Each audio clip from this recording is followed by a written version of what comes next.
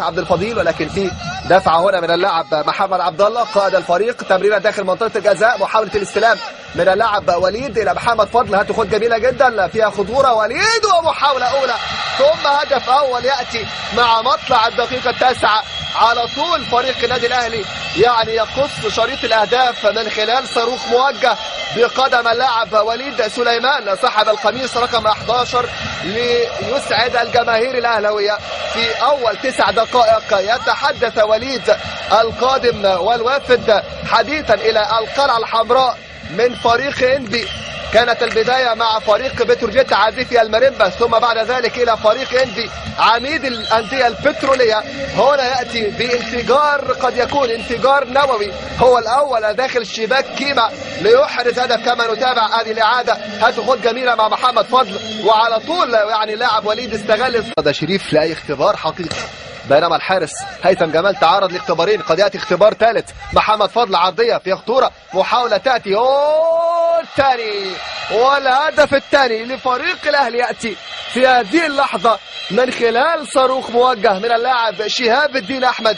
كان يبحث عن هذا الصاروخ منذ لحظات، منذ دقائق، مع الدقائق الاخيره من احداث الشوط الاول هذا اللقاء.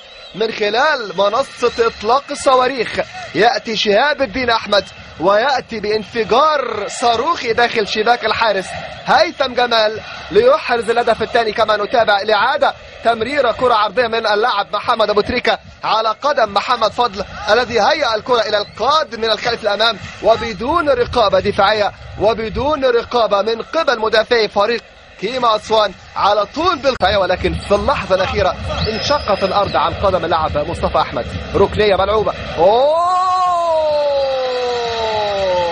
رائع، انه الثالث، انه التلميذ النجيب محمد نجيب مع الشباك يؤكد انه الحبيب برأسية بالفعل على يسار الحارس، يسجل هدف ولا اروع على طريقة الدوري الايطالي والاسباني والانجليزي والالماني.